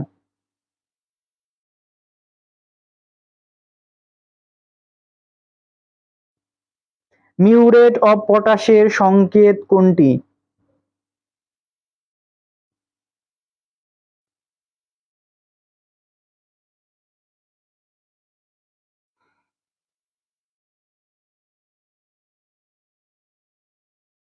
আচ্ছা তাহলে যেহেতু আমাদের অনেকগুলো প্রশ্ন বাকি আছে, আমরা কিন্তু বেশি সময় নিব না। ওকে, এই যে এগুলো কিন্তু জানতে হবে। তাহলে মিউরেট অফ পটাশ মূলত কি, মিউরেট অফ পটাশ মূলত একটা কি সার, তাই না? তাইলে মিউরেট অফ পটাশের সংকেত হচ্ছে দেখেন কত, KCl। হ্যাঁ, ইতিমধ্যে একজন হচ্ছে কি আমাদের অ্যান্সার দিয়ে দিয়েছে। তাহলে এটা হচ্ছে কি আমাদের মিউরেট অফ পটাশের সংকেত। চাষাবাদের জন্য মাটির পিএইচ, এটা তো একটু আগে ডিসকাস করলাম, অ্যান্সার হবে কত, 7 থেকে 8। আচ্ছা এইটা দরকার নেই, প্রশ্ন এটা রিপিট আসছে। এই যে এটাও পারবেন, বায়ুমণ্ডলে নাইট্রোজেনের পরিমাণ শতকরা কতটুকু, পড়ানো হয়েছে। বায়ুমণ্ডলে নাইট্রোজেনের পরিমাণ শতকরা কতটুকু, 78 থেকে 79, 79 থেকে 80, 77 থেকে 78। খুব দ্রুত বলে ফেলেন।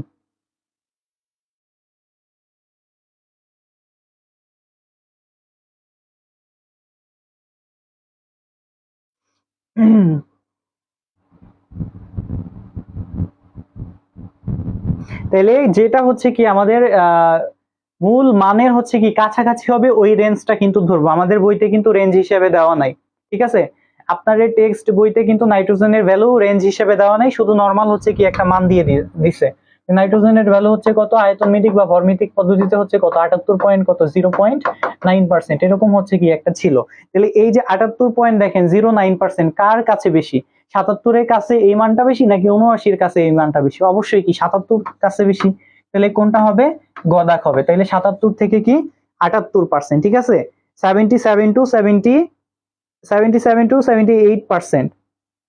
32-এর হয়নি আসিফ, আশা করি এক্সপ্লানেশনটা বুঝতে পেরেছেন, যে আমাদের এক্সাক্ট মানের কাছে যে ভ্যালুটা হবে ওই ভ্যালুটাই হচ্ছে কি আনসার হবে। যেহেতু আমাদের ভরমিতিক পদ্ধতিতে আয়তন হচ্ছে কত, পরিমাণ হচ্ছে কত, 78.09%। তাহলে ওর কাছাকাছি কোনটা, 77, এজন্য 77 থেকে 78% হচ্ছে কি সঠিক অ্যান্সার হবে। ঠিক আছে, পরবর্তীতে চলে যাচ্ছি। নিম্নের কোন হাইড্রোকার্বনটি চিকিৎসা বিজ্ঞানে চেতনানাশক হিসেবে কি ব্যবহার করা হচ্ছে? কোন হাইড্রোকার্বনটি চিকিৎসা বিজ্ঞানে চেতনানাশক? তাহলে চেতনানাশক হিসেবে হচ্ছে কি আমাদের ব্যবহার করা হচ্ছে। খুব দ্রুত হচ্ছে কি অ্যান্সার দিয়ে ফেলবেন, ঠিক আছে?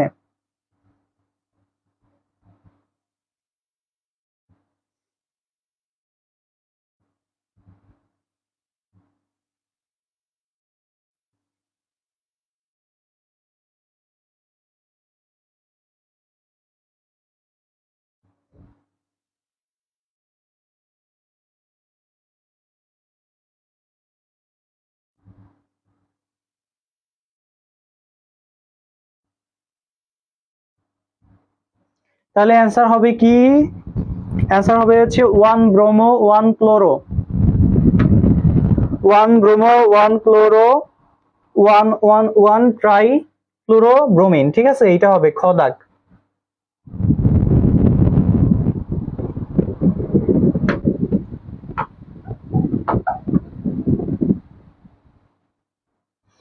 তাহলে নিচের কোন হাইড্রোকার্বনটি চিকিৎসা বিজ্ঞানের চেতনানাশক হিসেবে ব্যবহার করা হয়? তাহলে অ্যান্সার হবে হচ্ছে কি আমার 1 ব্রোমো 1 ক্লোরো 1 ট্রাইফ্লুরোইথেন, ঠিক আছে? ট্রাইফ্লুরোইথেন, এটা হচ্ছে কি আমাদের অ্যান্সার।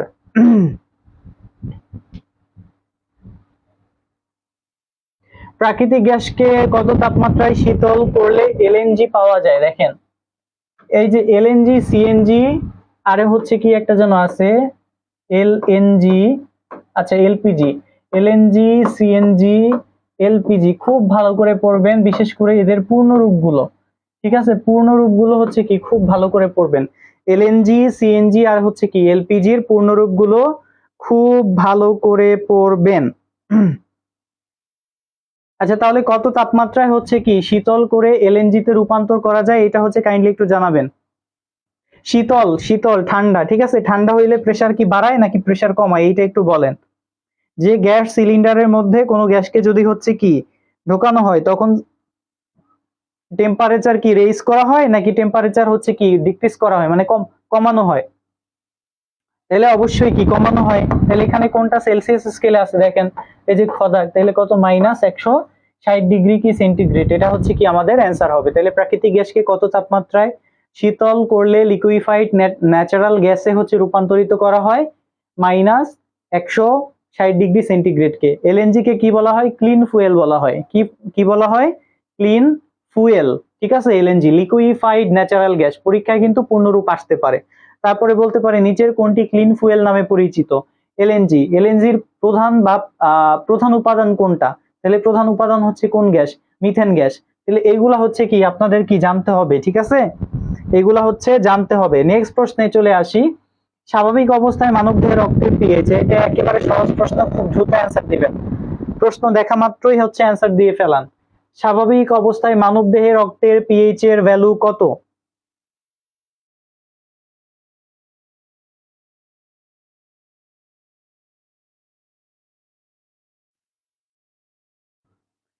সাইমা সিন্তি অলরেডি হচ্ছে অ্যান্সার দিয়েছেন, উনি বলেছেন বি।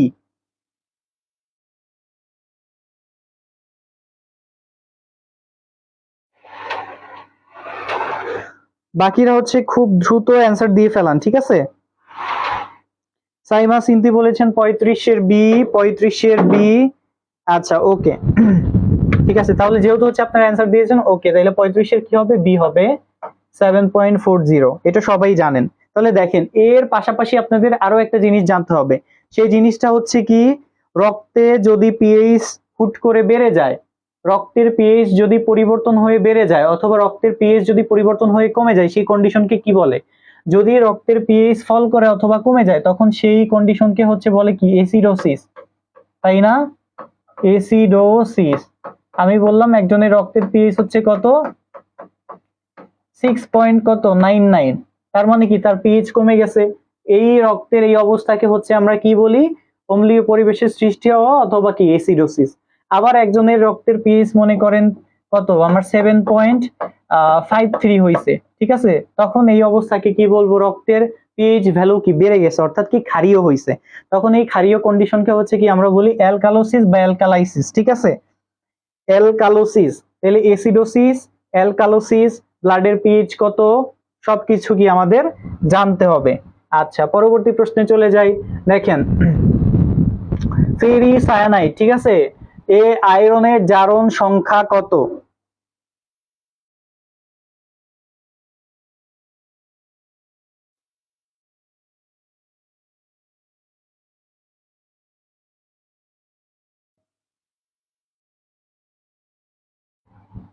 খুব দ্রুত হচ্ছে অ্যান্সার চাই, ঠিক আছে। তাহলে ওর জারণ নাম্বার হচ্ছে কত বা জারণ সংখ্যাটা কত, খুব দ্রুত হচ্ছে বলে ফেলাম।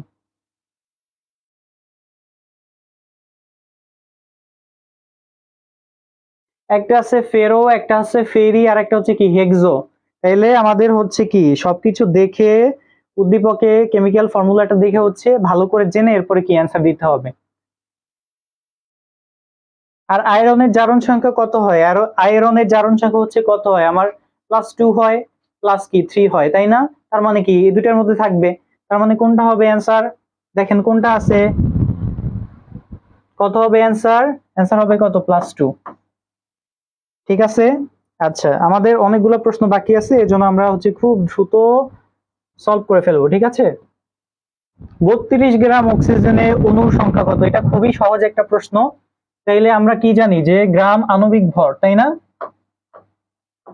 কোন পদার্থের গ্রাম আণবিক ভর সমান সমান হচ্ছে কি 1 মোল। আবার 1 মোলে কতটা অণু থাকবে বা কতটা পরমাণু থাকে? তাহলে 1 মোলে অণুর সংখ্যা হচ্ছে অ্যাভোগাড্রো সংখ্যক অণু থাকবে 6.023 ইন্টু 10 টু দি পাওয়ার কত? 23 টা।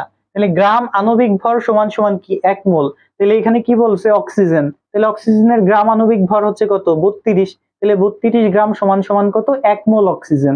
এখন 1 মোল অক্সিজেনে কি থাকবে? অ্যাভোগাড্রো সংখ্যক অক্সিজেন পরমাণু। তাহলে অ্যাভোগাড্রো সংখ্যক কোনটা? অ্যাভোগাড্রো সংখ্যক হচ্ছে কত? গ।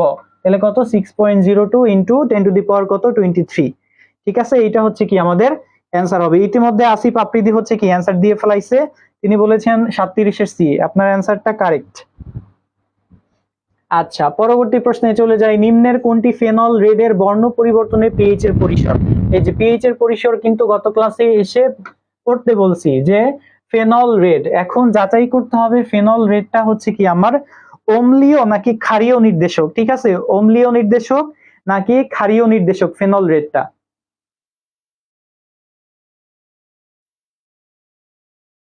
মিতালি রানী, আচ্ছা মিতালি রানী 37 সি বলেছেন। মাহমুদা সুলতানা মুক্তা সি বলেছেন। নিচের কোনটি ফেনল রেডের বর্ণ পরিবর্তনের পিএইচ এর পরিসর? তাহলে দেখেন আমাদের একটা আছে হচ্ছে কত 8.3 থেকে 10 পর্যন্ত, 3.8 থেকে 5.4। একটা আছে হচ্ছে আপনার কত 3.1 থেকে 4.4। এরপরে হচ্ছে 6.8 থেকে 8.4 পর্যন্ত। তাহলে এইটা হচ্ছে কি খুব স্ট্রং, তাই না? এসিডিক, তাইলে ও হবে না। এটাও এসিডিক, মানে স্ট্রং এসিড বা ইন্ডিকেটরের বর্ণ যদি কি খুব লেস থাকে, পিএইচ লেস থাকে, তাইলে এইগুলাকে হচ্ছে কি আমরা অম্লীয় ক্ষারক হচ্ছে কি মানে অম্লীয় মাধ্যমের ইন্ডিকেটর বলি অথবা নির্দেশক বলি। তাইলে এই দুইটা হচ্ছে না, তাহলে ক আর ঘয়ের মধ্যে হবে। তাহলে এইটা হচ্ছে কি খুব বেশি, যেটাকে আমরা জানি যে এটা হচ্ছে কি ফেনলফথ্যালিনের, তাই না? ফেনলফথ্যালিনের পিএইচ পরিসর 8.3 থেকে 10 পয়েন্ট সামথিং পর্যন্ত। তাহলে অ্যান্সার কত হবে? ঘ হবে। ইতিমধ্যে একজন দিয়ে দিয়েছে, সাইমা সিন্তি বলেছেন 38 এর দিয়ে 6.8 থেকে কত 8.4। তাহলে অ্যান্সার হবে কত? এটা। ওকে, আচ্ছা, শুধু কিন্তু পিএইচ পরিসর পড়লে হবে না, অম্লীয় মাধ্যমে সে কোন ধরনের বর্ণ প্রদর্শন করতেছে, ক্ষারীয় মাধ্যমে তার বর্ণ কোন ধরনের হচ্ছে, এটাও কি জানতে হবে। সোডিয়াম হাইড্রোক্সাইড, দেখেন একটা ম্যাথমেটিক্যাল টার্ম আসছে, সোডিয়াম হাইড্রোক্সাইডের 700 সিসি, 700 সিসি কিউবিক সেন্টিমিটার, ঠিক আছে। তাহলে সিসি আর হচ্ছে কি এমএল এর সম্পর্ক জানতে হবে। তাহলে আমরা জানি হচ্ছে 1 সিসি ইকুয়াল হচ্ছে কত 1 এমএল। তার মানে 700 সিসি সমান সমান কত 700 এমএল, 700 এমএল। তাহলে এখন কি বলছে কত গ্রাম, অর্থাৎ কি ডাব্লিউ বের করতে বলছে। তাহলে ওই যে সেম সূত্র, যে মোলারিটি সূত্র দিয়া, যে W equal to CMB divided by কত 1000। তাহলে সি হচ্ছে কি আমার মোলার। তাহলে নরমাল দ্রবণের ঘনমাত্রা কত? 1 মোলার 1। এখন 1 গুণ করলেও যা, না গুণ করলেও তাই, তাই না? 1। তাহলে কথা হচ্ছে কত 1 গুণ সোডিয়াম হাইড্রোক্সাইড বলছে, তাহলে সোডিয়াম হাইড্রোক্সাইডের আণবিক ভর হচ্ছে কত 40। এরপর হচ্ছে আমার কত ভি, ভলিউম, ভলিউম কত 700 সিসি। তাহলে 700 সিসি থেকে কি 1 সিসি ইকুয়াল 1 এমএল হলে 700 সিসি ইকুয়াল কত 700 এমএল ডিভাইডেড বাই হচ্ছে কত আমার 1000। তাইলে 1000, শূন্য শূন্য কাটা, শূন্য শূন্য কাটা, শূন্য শূন্য কাটা, তাহলে কত 4 7 কত 28। তাহলে দেখেন, তাহলে এখানে আসছে না 28, তাহলে অ্যান্সার হবে এইটা। বুঝতে পারছেন? আচ্ছা তাহলে দেখেন এই যে এটা আবার হচ্ছে আর একটু ম্যাথ করে দেখিয়ে দিচ্ছি।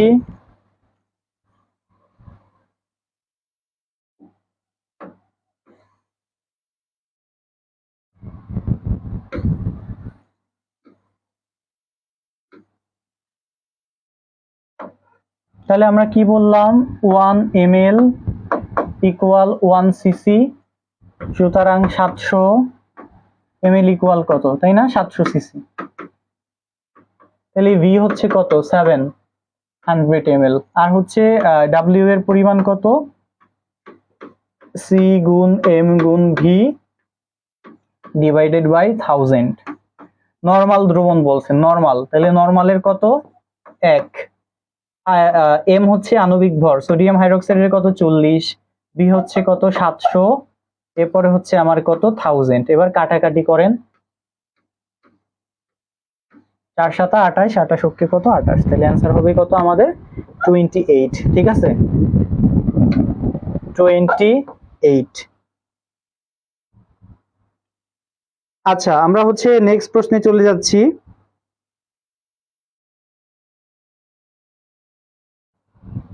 নেক্সট প্রশ্ন সোডিয়াম, আচ্ছা সরি,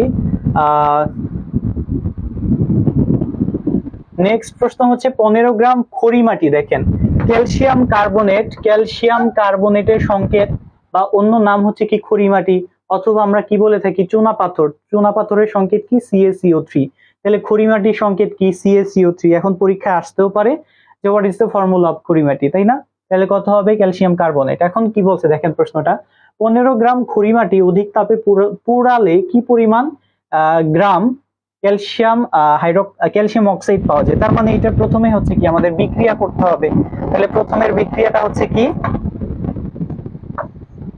CaCO3 কে ভাঙলে কি পাবো, ক্যালসিয়াম অক্সাইড প্লাস হচ্ছে কত কার্বন ডাইঅক্সাইড। তার মানে এখন আণবিক ভর হচ্ছে কি কাউন্ট করেন, ওর হচ্ছে মেবি 100 গ্রাম, কত 40 প্লাস 12 প্লাস 16 গুণ কত 3, তাই না, সমান মেবি আই গেস 100 গ্রাম। আর ওর হচ্ছে কত ক্যালসিয়ামের কত 40 16, তাহলে 56। এখন হচ্ছে দেখেন যে 100 গ্রাম থেকে পাওয়া যায় কত 56 গ্রাম, 1 গ্রাম থেকে কত আর 15 গ্রাম থেকে কত, পাটিগণিতের অঙ্ক। ঠিক আছে, তাইলে যদি আমরা ক্যালকুলেশনটা একটু করি,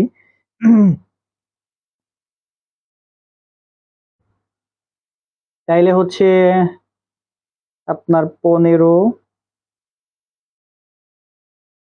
56 ডিভাইড বাই 100, তাহলে কত আসে আমাদের 8.4 আসে। ঠিক আছে, 8.4 অ্যান্সার হবে কত 8.4। এটাও কি খুব ইজি একটা কি ক্যালকুলেশন ছিল। ঠিক আছে, খুব সহজ একটা ক্যালকুলেশন ছিল। তাহলে দেখেন 15 গ্রাম খড়ি মাটি অধিক তাপে পুড়লে কি পরিমাণ চুন পাওয়া যাবে, 8.4 গ্রাম। ওকে, আশা করি বুঝতে পেরেছেন। তাহলে কি করতে হবে, প্রথমে বিক্রিয়াটা করলাম, আণবিক ভর বের করলাম, এত গ্রামে কত এত গ্রামে কত, অর্থাৎ এত গ্রাম বিক্রিয়ক থেকে এত গ্রাম উৎপাদ পাওয়া যায়। তাহলে 1 গ্রামে কত, আর প্রশ্নে যেটা দেওয়া থাকবে তত গ্রামে কত হবে। ঠিক আছে, নরমাল পাটিগণিতের মতো করে সলভ করে ফেলবেন। আচ্ছা নেক্সট প্রশ্নে চলে যাই। কোনটি লুই অ্যাসিড? এই যে পরিবেশ রসায়ন থেকে প্রশ্নটা আসছে যে হচ্ছে ব্রনস্টেড লাউরি অনুসারে হচ্ছে অ্যাসিড ক্ষারক কোনগুলা, তারপর হচ্ছে আমার আরহেনিয়াস তত্ত্ব অনুসারে কোনগুলা অ্যাসিড কোনগুলা ক্ষারক, তাই না? এইগুলো হচ্ছে কি আমাদের জানতে হবে। তারপরে লুইস অম্ল কোনগুলো, লুইস ক্ষারক কোনগুলো, এগুলো হচ্ছে কি খুব ভালো করে জানতে হবে। ঠিক আছে, তাহলে খুব দ্রুত বলে ফেলেন কোনটা লুইস অ্যাসিড। লুইস অ্যাসিড হচ্ছে দেখেন আমরা বলে দিচ্ছি CO2 হচ্ছে কি আমাদের লুই অ্যাসিড। পরবর্তী প্রশ্নে চলে যাই। 1 ফ্যারাডে সমান কত, এটা সবাই জানি 96,000 কত 500 কুলম্ব, তাই না? 96,500 কুলম্ব। ওকে, এককগুলা কিন্তু দেখবেন এই যে 96,000 দেখেন 500, 96,500, এখানে কুলম্ব বলছে, এখানে অ্যাম্পিয়ার বলছে। এখন এইগুলা যদি ভালো করে না সলভ করেন তাইলে কিন্তু শেষ। এখানে বলছে 95,600, এখানে বলছে 96,500। ওকে, আচ্ছা পরবর্তীতে আমরা চলে যাচ্ছি ধাতুর সক্রিয়তা সিরিজের অনুযায়ী সর্বাধিক সক্রিয় ধাতু কোনটি? ধাতুর সক্রিয়তা সিরিজ অনুযায়ী সর্বাধিক সক্রিয়। আমরা ওই দিন আলোচনা করছিলাম যে তড়িৎ রসায়ন যেদিন পড়াইছি অ্যাকচুয়ালি, যে ধাতুর সক্রিয়তা সিরিজের হচ্ছে কি, ধাতুর সক্রিয়তা সিরিজের উপরে আর নিচে, সর্বোচ্চ উপরে কোন ধাতুটা অবস্থান করতেছে, সবচেয়ে নিচে কোন ধাতুটা অবস্থান করতেছে। তার মানে সবচেয়ে উপরে বা শক্তিশালী ধাতুটা হচ্ছে কি আমার লিথিয়াম, তাই না? কোন ধাতুটা? লিথিয়াম। আর সবচেয়ে নিচে অবস্থান করে কে? সোনা অথবা কি গোল্ড, এইউ। তার মানে সক্রিয় ধাতু হচ্ছে কি লিথিয়াম, আর হচ্ছে কম সক্রিয় ধাতু, কম সক্রিয় হচ্ছে কোনটা? গোল্ড। কম সক্রিয় হচ্ছে কি? গোল্ড। এটা হচ্ছে কি ধাতুর সক্রিয়তা সিরিজ থেকে হচ্ছে কি প্রশ্ন। আশা করি সবাই বুঝতে পারছেন। নেক্সট, ফুলারিনের সংকেত কোনটা? এই দেখেন, এই যে ফুলারিনকে কি বলা হয়? বুকমিনিস্টার ফুলারিন। ফুলারিনের অপর নাম হচ্ছে কি বাকিবল। তাহলে এই যে এর সংকেত হচ্ছে কত? C60। ঠিক আছে, আমরা এগুলা নিয়ে তেমন আলোচনা করব না, জাস্ট হচ্ছে কি আপনারা অ্যান্সার গুলা জেনে রাখেন। তাহলে ফুলারিনের সংকেত হচ্ছে কি C60। একে কি বলা হয়? বুকমিনিস্টার ফুলারিন বলা হয় অথবা বাকিবল বলা হয়। এর আণবিক ভর কত? 720। এবং কোন ধরনের সংকরণ হয়? sp3 সংকরণ হয়। ঠিক আছে, তাহলে এই যে এই ইনফরমেশন গুলো একটা এমসিকিউ যখন পড়বেন এগুলো আবার রিভাইজ করবেন, দেখবেন প্রিপারেশন একেবারে ঝাঁকা নাকা হবে। ওকে, নেক্সট প্রশ্নে চলে যাই। দুর্বল তড়িৎ বিশ্লেষক, খুব সহজ একটা প্রশ্ন, এটাও তড়িৎ রসায়ন থেকে প্রশ্ন। বিশুদ্ধ পানি, এরপরে সুক্রোজ বলছে, এরপরে হচ্ছে কি এসিটিক অ্যাসিড বলছে, আর হচ্ছে কি আমার ইথানল বলছে। ঠিক আছে, তাহলে কোনটা হবে বলে ফেলেন। দুর্বল, দেখেন দুর্বল তড়িৎ বিশ্লেষ্য, তাইলে এখন কথা হচ্ছে যেগুলো তড়িৎ অবিশ্লেষ্য সেগুলো হচ্ছে কি সুক্রোজ। হ্যাঁ, সুক্রোজ বিদ্যুৎ পরিবহন করে না। এরপরে ইথানল হচ্ছে কি আমরা বলতে পারি সবল, হ্যাঁ সবল তড়িৎ বিশ্লেষ্য। এরপরে হচ্ছে বাকি থাকে কি পানি, বিশুদ্ধ পানি হচ্ছে কি তো না। তাহলে অ্যান্সার হবে কোনটা? অ্যান্সার হবে হচ্ছে কি এসিটিক অ্যাসিড। এখানে নির্দিষ্ট একটা কি ঘনমাত্রা দেওয়া থাকবে। ঠিক আছে, এখানে ঘনমাত্রাটা দেওয়া নাই। এরকম প্রশ্নে থাকবে যে 0.1 m CH3COOH, এরকম অপশনে দেওয়া থাকবে যে 4টা 5টা অ্যাসিড এরকম ঘনমাত্রা বিসিসি দেওয়া থাকবে। ঠিক আছে, তাহলে অ্যান্সার হবে কোনটা? Acetic acid. পরবর্তী প্রশ্নে চলে যাচ্ছি। কোন অ্যাসিডটি সবচেয়ে তীব্র? কোন অ্যাসিডটি সবচেয়ে তীব্র? অ্যাসিডের তীব্রতা নির্ভর করে হচ্ছে কি তার কেন্দ্রীয় পরমাণুর হচ্ছে কি জারণ সংখ্যার উপর। তাহলে এখানে দেখেন হাইড্রোজেন ব্রোমাইড আছে, হাইপোক্লোরাস অ্যাসিড আছে, তারপর হচ্ছে হাইড্রোনিয়াম আছে, আর কি হাইড্রোজেন আয়োডাইড আছে। তার মানে এখানের মধ্যে হচ্ছে আমার কেন্দ্রীয় পরমাণুর জারণ সংখ্যা কোনটার বেশি? স্যার ক্লাস শেষে পিডিএফটা দিতে বললেন। ওকে, অবশ্যই দিতে বলবো না। কোন অ্যাসিডটি সবচেয়ে তীব্র? তাইলে হাইপোক্লোরাস অ্যাসিডের এখানে দেখেন জারণ সংখ্যা ক্যালকুলেট করেন। অক্সিজেনের হচ্ছে কত? -2 ইন্টু কত 4, এখানে হচ্ছে কত আমার +x প্লাস কত 1 ইকুয়াল হচ্ছে কত 0। তাহলে এখানে কত 8, 1 প্লাস x মাইনাস 8 ইকুয়াল কত 0। তাহলে x এর ভ্যালু হচ্ছে কত? +7। তাহলে কেন্দ্রীয় পরমাণুর জারণ সংখ্যা কত? ক্লোরিনের বেশি, ক্লোরিনের হচ্ছে কত 7। তাহলে যার কেন্দ্রীয় পরমাণুর জারণ সংখ্যা যত বেশি হবে সেই অ্যাসিডটা কি তত বেশি স্ট্রং হবে অথবা শক্তিশালী হবে। তাহলে অ্যান্সার হবে কোনটা? অ্যান্সার হবে ঘ দাগ। ঠিক আছে, অ্যান্সার হবে কোনটা? অ্যান্সার হবে ঘ দাগ। আশা করি বুঝতে পারছেন। ঠিক আছে, 46 এর ডি বন্দনা বলেছেন। ওকে, বন্দনার অ্যান্সারটা ঠিক হয়েছে। নেক্সট, নিচের কোন কার্যকরী মূলকটি সঠিক? আচ্ছা দেখেন, নিচের কোন কার্যকরী মূলকটি সঠিক? জৈব অ্যাসিড কি হইল? জৈব অ্যাসিড কাদেরকে বলা হচ্ছে? কার্বক্সিলিক মূলক। তাহলে কার্বক্সিলিক মূলকের সংকেত কি এইটা? না, এটা না, তাইলে এটা হবে না। এরপর অ্যালকেন নাইট্রাইল, এটাও না। এস্টারের সংকেত কখনোই এটা না, তাইলে কোনটা থাকে? কিটোন। তাহলে কিটোনের সংকেত হচ্ছে কি সিও অথবা কি কার্বনিল মূলক। ওকে, তাহলে এগুলো হচ্ছে জানতে হবে। এখান থেকে কিন্তু কার্যকরী মূলক থেকে একটা প্রশ্ন আসতে পারে।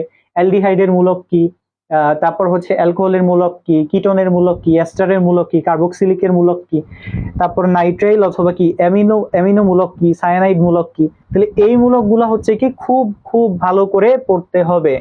আচ্ছা, নেক্সট প্রশ্নে চলে যাচ্ছি। রেকটিফাইড স্পিরিটের স্ফুটনাঙ্ক কত? রেকটিফাইড স্পিরিটের স্ফুটনাঙ্ক কত? প্রথম কথা হচ্ছে হোয়াট ইজ রেকটিফাইড স্পিরিট। তাহলে রেকটিফাইড স্পিরিট হচ্ছে কত আপনার 95.6% ইথানলের সাথে 4% পানির সমমিশ্রণ যে একটা অংশ, এই অংশটাকেই হচ্ছে আমরা কি বলতেছি বা মিশ্রণটাকেই বলতেছি রেকটিফাইড স্পিরিট। তাহলে এখন কি বলছে? রেকটিফাইড স্পিরিটের স্ফুটনাঙ্ক হচ্ছে কত? রেকটিফাইড স্পিরিটের স্ফুটনাঙ্ক 78.1 ডিগ্রি সেন্টিগ্রেড। ঠিক আছে, এটা খুব ভালো করে দেখবেন। আমার মনে হয় 78.1 অথবা 3, এই দুইটার মধ্যে আমার কেন জানি কনফিউশন হচ্ছে, বাট যেটা হচ্ছে 78 এর কাছাকাছি থাকবে অপশনে, ওই অ্যান্সারটা হচ্ছে অলওয়েজ কি আপনারা চুজ করবেন, ঠিক আছে।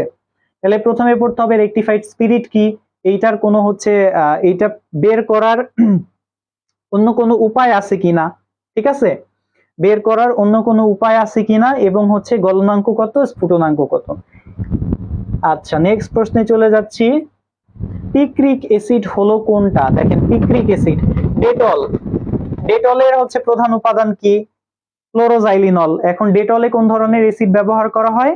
পিক্রিক অ্যাসিড ব্যবহার করা হয়। এখন এই পিক্রিক অ্যাসিড আসছে থেকে ডেটল থেকে, ওই যে ডেটল থেকে টাইনা বের করছে এটারে প্রশ্ন করার জন্য।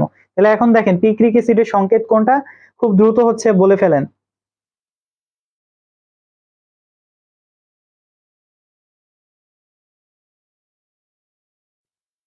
আচ্ছা, কেউ যেহেতু রেসপন্স করছেন না, তাহলে আমরা অ্যান্সারটা দিয়ে দিই, ঠিক আছে। তাহলে পিক্রিক অ্যাসিডের সংকেত হচ্ছে কত, 2,4,6 ট্রাইনাইট্রোফেনল। খদাক 2,4,6 ট্রাইনাইট্রোফেনল।